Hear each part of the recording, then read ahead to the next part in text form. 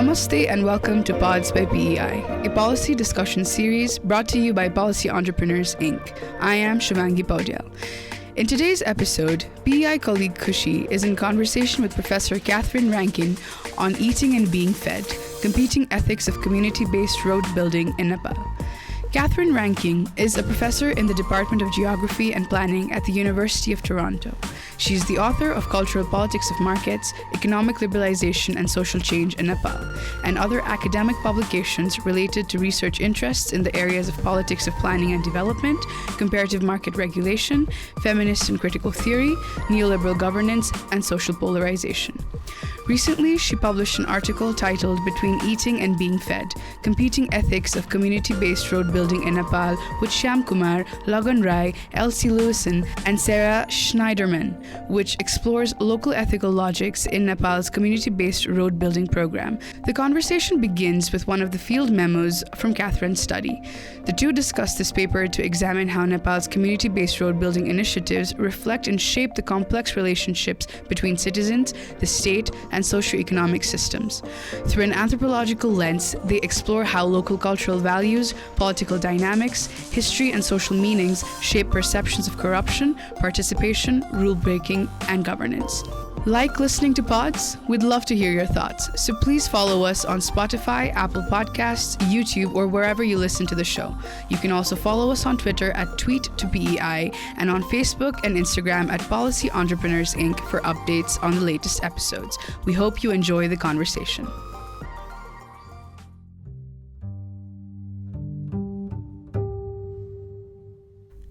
Ramkumar runs a grocery business with a storefront on the main street of Singati Bazar, a market hub of northern Dolakha district. He has recently purchased an excavator from which he earns additional income deriving from renting it out for various road building projects that have taken off in the area. In fact, he's also the chair of the Road Users Committee, UC, tasked with building a section of a rural road that connects to the highway. In rural Nepal, UCs are entrusted with constructing and improving rural roads by mobilizing a combination of local contributions in cash and kind and budget transfers from the district administrative office. Ramkumar is a busy, entrepreneurial, and civically engaged resident of the district whose family has lived there for many generations. Ramkumar's Road Users Committee, like so many others, hires a contractor to provide an excavator for opening the track, which is in direct violation of the rules governing rural road development. The rules stipulate that construction must be undertaken with manual labor, either volunteered locally or hired with local donations and matching funds provided to the Users Committee by the district government. Ramkumar speaks openly about the Users Committee's illicit practices, as it is widely understood that Users Committees end up bringing in heavy equipment to do what is supposed to be locally based, environmentally friendly, participatory road building work. UCs also often draw on their publicly funded budgets to ply subcontractors, equipment operators, and government technicians upon whose cooperations they depend, with meals, travel expenses, or other perks for doing business. Before he purchased one himself, Ramkumar had faced significant difficulties finding a contractor to bring an excavator to this relatively inaccessible region. He thus expended a portion of his UC budget on the fuel required to transport this heavy piece of machinery, as well as on accommodations for the excavator operator while at the site. Moreover, as he puts it, the operator of the excavator needs meat in every meal. Without meat, they do not eat, and without making them happy, they do not work properly. And while we are staying with them, we also have to eat, and that quickly increases the costs. A large amount of the UC budget goes to those expenses.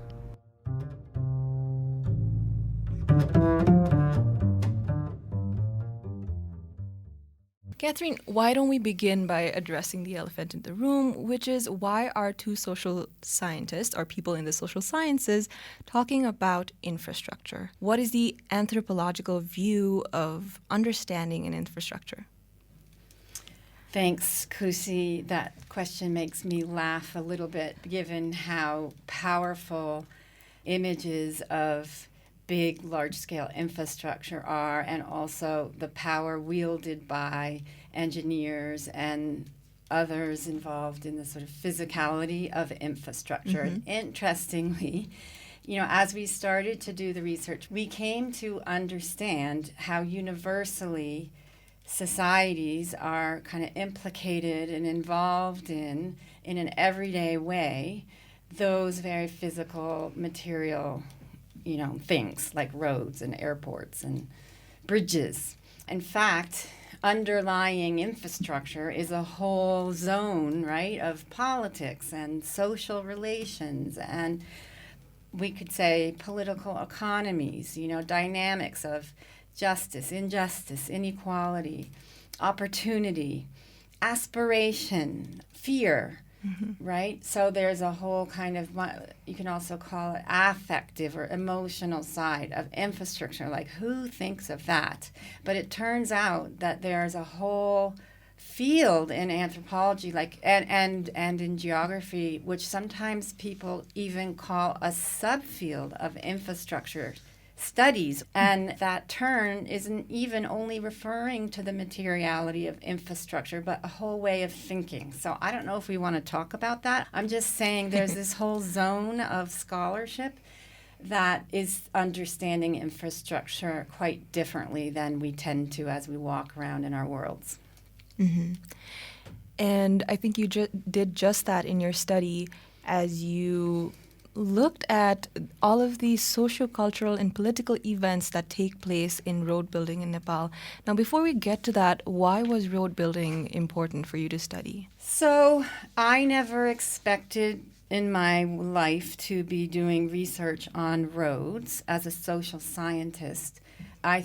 Quite literally, they popped out as something that I and we as part of a team could not ignore in that post-conflict period, right, when there was the all-party mechanism and local governance happening by people who were not elected and often political party leaders combined with some others. And at the same time, they were having control over significantly increased budgets, right?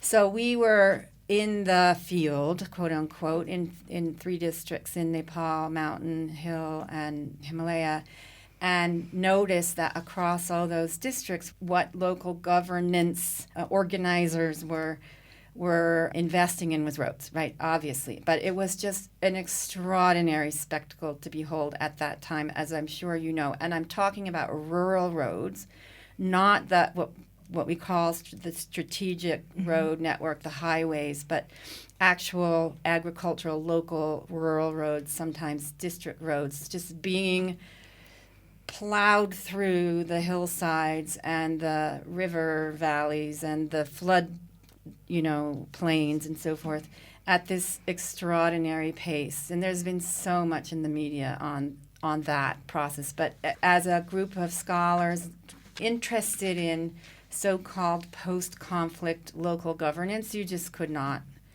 ignore roads as a kind of terrain of governance and also as a material force on the landscape. And so we wrote, and when I say we, I mean myself, and I can name names if that's helpful, but colleagues in Canada and Nepal and the U.S., a proposal to study roads as a political and social space in that post-conflict setting, and we posed it in those terms. Previously, you said that in ethnography, we look at infrastructure in terms of the social meanings that are connected or associated with them. And what did you see in terms of those affective relationships, meanings in Nepal as related to roads? There's so much to say on that. I mean, one of the key emphases of our work was to say that the answer to this kind of question is locally situated, right? That what it means is so variable, right?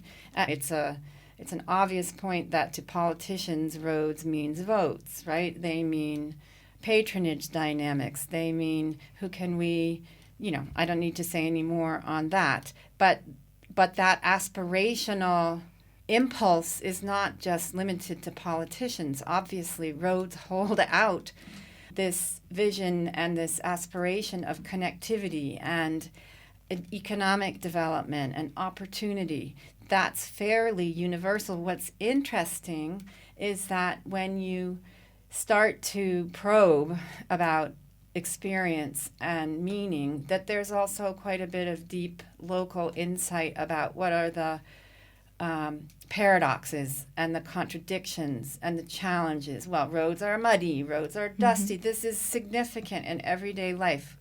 You know, we walk in mud up to our knees when it's the rainy season on the road. You know, this is not development. This is hampering our capacity to function in an everyday way. So what I think is more interesting than what are sort of the more universal enchantment maybe with the grandeur of physical infrastructure, you also find really insightful and nuanced understandings of the challenges.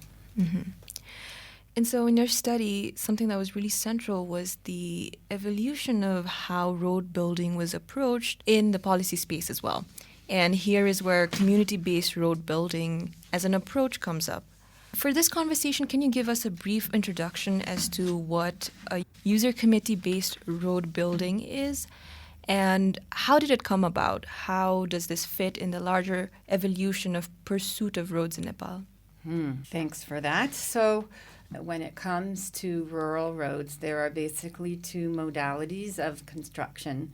One of them is just the standard contract, open bidding, who puts in the lowest bid with an adequate level of technical capacity. And the other is the one you just referred to, which is often characterized as users committees. There's an acronym that is escaping my mind right now, LEP, locally environmentally friendly. Environmentally friendly. Another characterization of that is green roads. So what's interesting to me about that modality is how Nepal has figured so crucially in global thinking. And I always like to think about, in what moments has policy in Nepal actually had a global impact. And the history is long, and I won't get it all right now, right here. And it involves, of course, donors as well as the Nepal government. Roads have, as we've written, have an important role to play in the history of Nepal, right? And for a long time, roads were a means of what we like to call managing coloniality, like keeping the British out. Where do we put roads so the British can't interfere in Nepal affairs? Then roads played an important role in what we call integrating the nation. So how do we bring regions of Nepal into connection with one another? At a certain point, there was some very savvy geopolitical negotiations by the government of Nepal under Mahendra to basically play China off of India in funding of some of the core of the road network in Nepal today, like the East-West Highway or the Kathmandu-Pokhara Road. And then there was some really important critical work done that's probably familiar to most of your listeners by a group of scholars from the UK, among whom was David Seddon and Pierce Blakey, who wrote some reports in the early 70s and then a book called Nepal in Crisis, which really called into question the equation between roads and economic development and did a kind of fine-grained political economic study of the contribution of roads to increased inequality, and differentiated access. And this came along at the time, a number of other interesting, including by the World Bank and some regional planners who are Nepali Harka Gurung, really thinking carefully about what is the impact of a road. That was around the time as well when the Swiss were getting involved in road building and the integrated rural development paradigm. And the Lamasangu-Jiri Road was being built in Dolakha. So that was the first road, as far as I know, and I'm happy to be proven wrong, where the road was built in a kind of mass scale by users committees, basically, and in the expectation, and without heavy machinery. Absent from that initiative was what we see now with the users committee model, which is some kind of attempt to also provide social protections or social supports in the form of training and employment generation and so forth. But basically, to answer your question more succinctly, the idea behind users committees is that just like in community forestry, you would have local management of a local resource using local materials and local labor with the expectation that you would create a more equitable in the sense of local employment and also sustainable in the sense of not causing environmental harms outcome. Mm-hmm. It's interesting to think about what's the difference between road users committees and users committees in other sectors, as my colleague Jagannath Adhikari likes to point out to me, and we could talk about that, but maybe that's not the direction you want to go. I definitely do want to talk about some of the more specific clauses that were put up in this approach as to how the user committees are supposed to interact with the whole project. But I think we can do that better if we fast forward and talk about how recently the user committee's approach has been largely criticized. Mm-hmm. And this has a lot to do with misdirection of funds, and the larger term that's used is corruption, right? Why don't we try to understand these first? What are some of the recent criticisms that have come up against this approach? So let me be clear that I'm speaking from research that's dated from around 2017 to the pandemic, let's say. Mm-hmm. So if I'm misspeaking about more contemporary developments, that's on me for that reason. But at the time we were doing our research, I think there was a genuine shift. If the users committee modality had become sort of hegemonic, and there are all kinds of problems with that, over the course of the period we were doing our work, we saw a shift where it was coming into question for a few reasons. In fact, the Procurement Act, if I recall correctly, does address users committees, even though they don't technically bid for contracts.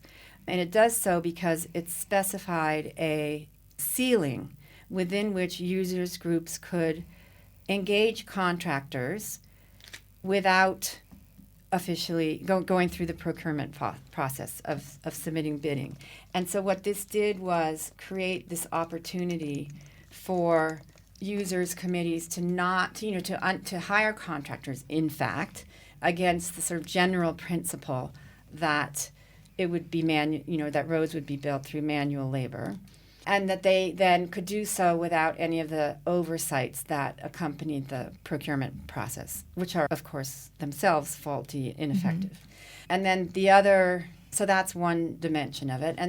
And the other dimension of it is that even when users groups do involve contractors outside of that ceiling, or rather not when they do, but that they do, right? They don't tend to involve manual labor. They do tend to hire contractors. They're mm-hmm. doing so outside the scope of the oversight of contracts through the tendering process. And so there are all kinds of opportunities to kind of use local and donor funding in a way that both causes environmental harm and creates opportunity for pocketing cash and using cash for patronage networks and so forth. Mm-hmm. All of this was almost framed as deviances, right, in the larger narrative. And the answer to the question, why are these people colluding or actively circumventing mm-hmm. these rules, was that there's something innately wrong, mm-hmm. or that's just how people are mm-hmm. given the opportunity. But after having done your research, which was intensive and ethnographic, and you were visiting these people every day, you found something different. So I raised the same question to you. Why are these people actively circumventing rules that are supposed to feel icky? Mm-hmm. I like that. Yeah. I think you posed the question very sympathetically and nicely, and I like that. I will say that this question actually comes out for me as the most interesting kind of dynamic that I want to think more about and write more about from our work. I do think it's very, very important for people involved in public works development to understand what I call locally situated ethical frameworks. So that's the big picture. But then, more anecdotally, to answer your question, yes, we all know anyone involved in public works development at the local scale or any scale rarely follows the rules.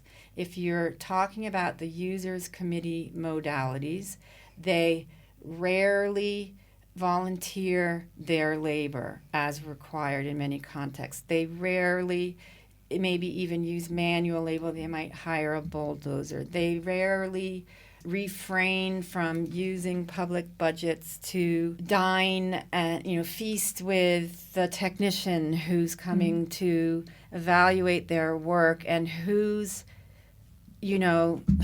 sign they are relying on to show that they're following the rules when in fact they're not. Kagaj milaunalai, right? To arrange the paperwork.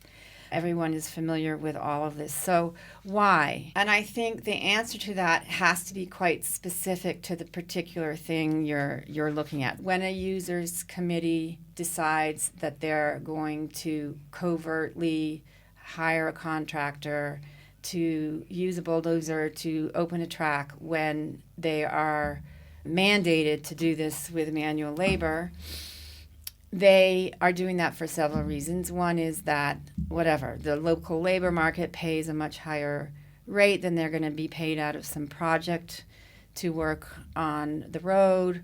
Or if you're in the Tarai, you have visceral memories of conscripted labor, sramdan under the panchayat regime, and no, some of the more marginalized area of the Madhesh region, no meaningful sense of citizenship in the state of Nepal.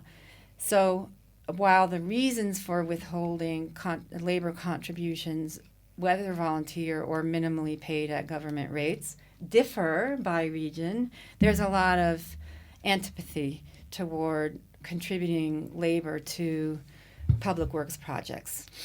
It's also the case that people understand very well that it's a lot faster to build a road with a bulldozer than it is with a bunch of people given shovels by the local NGO. It's also what we like to talk about is budget consciousness or budget subjectivity. Post-conflict and with all the decentralizations that's gone on since Federation, people are aware of budgets, right? And they know that there's money to spend, and they don't feel a compulsion to participate or to offer their labor when there's this growing understanding that the local government has more responsibility. And I think another interesting kind of way of thinking about your question comes through the Nepali vernacular, right? That, and we in the paper you may have read talk about the distinction between kane and kwauni as so basic, right? Kwauni is to feed, and so kwauni would be legitimate to feed and provide hospitality to those in whom you come into relation in the collective project of getting the road built.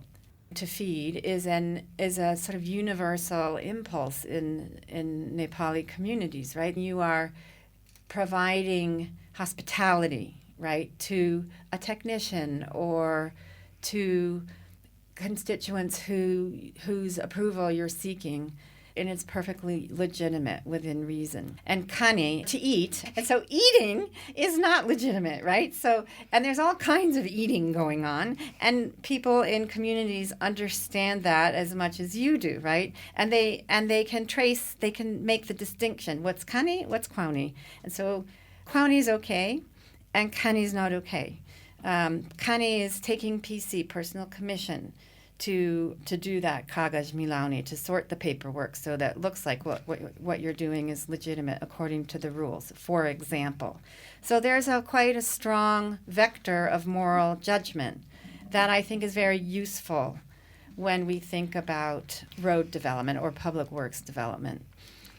Yeah, I think this is my favorite part of the study because, yes, there are practical implications of getting things done, which doesn't happen when you're abiding by the rules that are so externally made and so alienated from the ground realities. But even the fact that navigating these terrains are instructed by what our values are, for example, the Kani and Kone, but also Mile Mato, which speaks to so much of collective work and being unified, and even the term Milauni in itself is fixing, rectifying, right? Exactly. And so I think this is the beauty of ethnography because you're paying a lot of attention to the terms that are being used. And what I really like is that these terms that we use so colloquially in our everyday lives, you've turned them into concepts. Why? What is the benefit of this? And how can we learn from this and invite it into the policy research space or to the policy making process? So, lovely question. I feel so lucky. I did want to take a minute to comment on Milauni and Mile Mato because you had been asking me about users committees, and of course Milauni Mile Mato is a kind of universal concept in Nepal that will apply in any sector, but what's so interesting is how we saw it work within contracting and petty contracting and the ways in which contractors in a community will join together and engage in milimato, a kind of turn-taking system of making bids. And often this is organized by political party. Often there are people who participate in milimato who never even make a bid. They're just looking for that, number one, kickback that you get when you don't submit the bid, because part of being chosen to make the bid is that you pay off everyone else for not making the bid, right? In any case, there are a whole range of people who participate in the contracting process in terms of their actual capacity to do contracting work through milimato. And if I could, I would love to talk about why this system makes sense. I'm not saying it's good. I'm saying it makes sense. But your question was, what's the kind of almost theoretical traction you can get with when you have recourse to the vernacular, Kani, Koni, Milauni, Milimato. And I think that's such an important question. It's super important to engage with the local vernacular that reflects how things work in practice, right? And that though that vernacular can do that so much better than theory from elsewhere, right? Whether or not theory from elsewhere also has a role is another matter, but that elevating the vernacular to the domain of theory, or you called it, or ways of thinking, I think is so important. So eating and being fed is a register of ethical judgment, right? And Milauni has explanatory power that no other concept from elsewhere, and by that I mean usually North American, European theoretical frameworks can do as good work for me. And so I think they provide nuance and they point to, as I keep saying, local registers of moral judgment against which road building or other public works or even development practices can be analyzed, right, at a finer grain and at a more I would hope to think, more meaningful in terms of policy than the English corruption, bribe, collusion, can do. So that, I think even in asking the question, you already answered it, so thank you. And so coming back to our original discussion on the findings of your research, after all is said and done, after we've looked at how people are rationalizing what is corrupt and what is not corrupt, and also you mentioned this briefly in your response regarding how people are viewing the state's responsibility in terms of being more budget conscious. What is the public good for the communities that you studied? Yeah. It was such an interesting question, and it was that question of what is the public good, which is such it's we take it for granted, in planning and development, that even that a material outcome could be the public good, right? That the road would be the public good.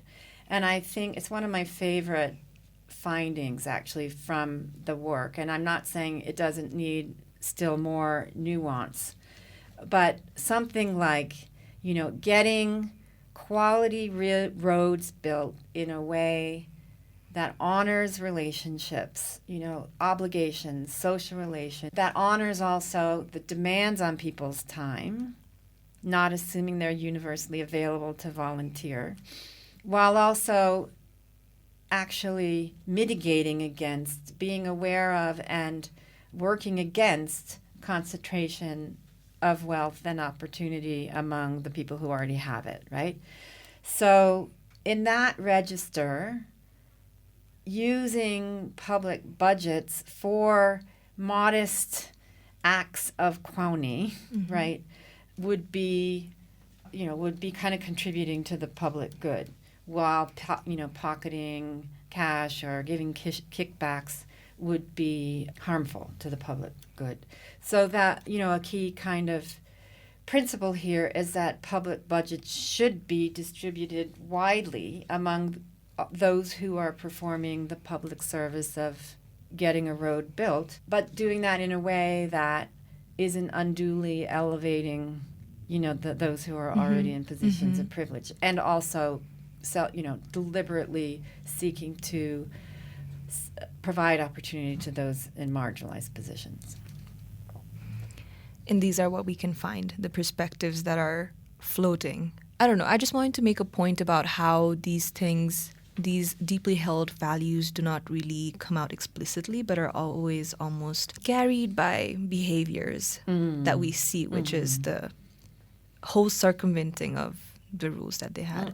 But I think we've come towards the end of our conversation. To keep this a very classic Pods by BI episode, what we like to do is we move forward with some suggestions for the project, because we want to, and then this is what's nice about your research, is that there is that aspect of, hey, here's what you can do next.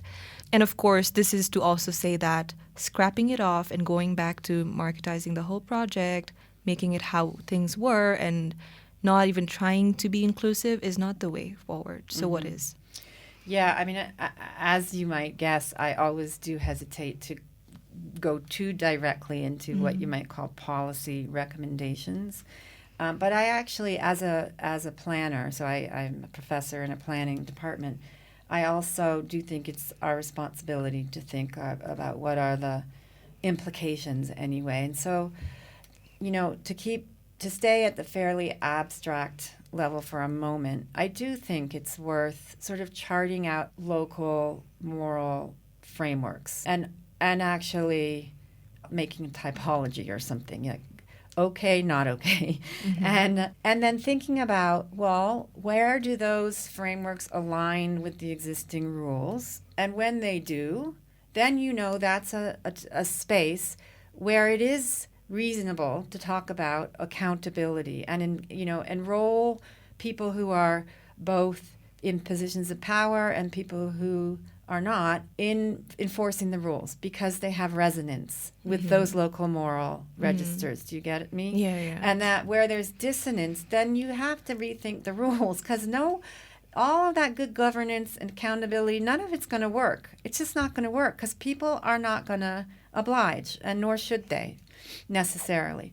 So then you need some kind of sort of alarm bell, and then you need to decide, is there scope here for more collaborative modes of rule making? I would think about maybe 3 terrains, and one is that participatory governance terrain that I just talked about. Charting out local frameworks of moral judgments could really inform an interesting process of participatory governance. And maybe it would lead to very similar processes as have already been deployed in Nepal, but maybe there would be some interesting difference and nuance that came up. The second is, it is the fact, like we all know that corruption everywhere is an open secret, but what's so interesting I find in Nepal is how open, like how easily people will talk about what actually happens, and they'll talk about the amounts and the who did what, and it's so transparent. And it just leads me to wonder, like, could we not document this in a more systemic way? We know it's a systemic practice, not just at the local scale, that's peanuts, but let's just stay at the local scale for a moment, being aware that we're not just talking about the local. Could we not actually do the math in some way? You know, how would you organize to understand the scale and the scope of corruption? And I'm not saying it would be easy, but I'm just wondering if, because of it being so openly discussed, does that mean one could somehow access the numbers? I'm sure that you then get into very tricky territory of people's vulnerabilities, and that it's only open to the point of no one's put in harm's way. And if you start to investigate the numbers, that you do potentially create vulnerabilities, because, you know, let's face it, there is a risk of violence, and you know, we know that. But as you know, I know there's a Right to Information Act in Nepal. I know there's extraordinary investigative journalism capacity in Nepal.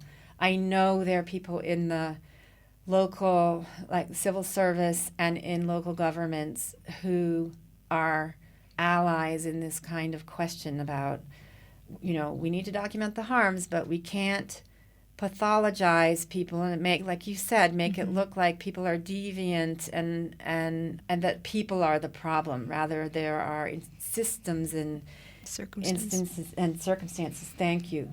So could there be some way of actually doing the math involving that sort of network of allies?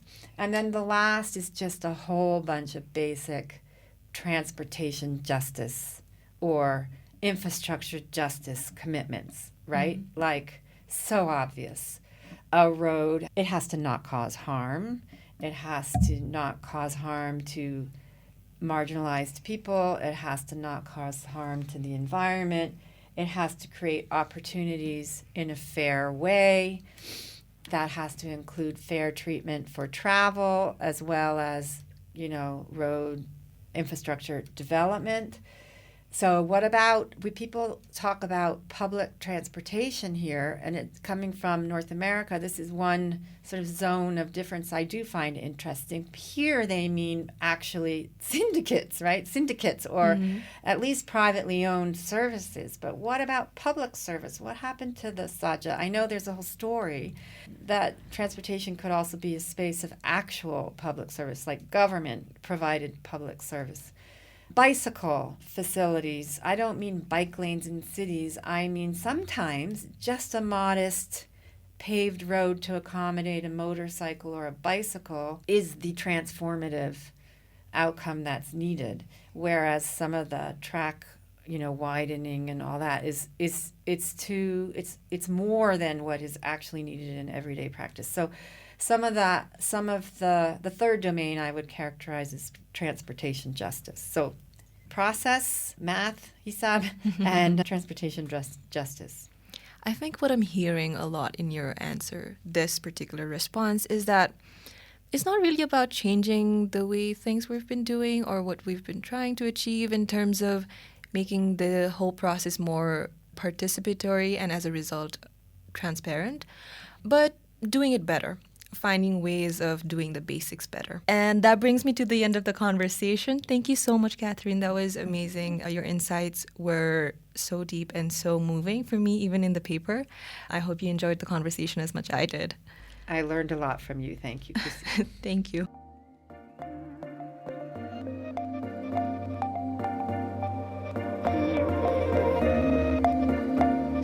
Thanks for listening to Pods by PEI. I hope you enjoyed Khushi's conversation with Katharine on eating and being fed, competing ethics of community-based road building in Nepal. Today's episode was produced by Khushi Hang with support from Nirjan Rai and Bibhuti Bhatta. The episode was recorded at PEI Studio and was edited by Bibhuti Bhatta. Our theme music is courtesy of Roj Shakya from Jindabad. If you liked today's episode, please subscribe to our podcast. Also, please do us a favor by sharing us on social media and leaving a review on Spotify, Apple Podcasts, YouTube, or wherever you listen to the show. For PEI's video-related content, please search for Policy Entrepreneurs on YouTube. To catch the latest from us on Nepal's policy and politics, please follow us on Twitter at tweet2PEI. That's tweet followed by the number 2 and PEI. And on Facebook at Policy Entrepreneurs Inc. You can also visit pei.center to learn more about us. Thanks once again from me, Shivangi, and we'll see you soon in our next episode.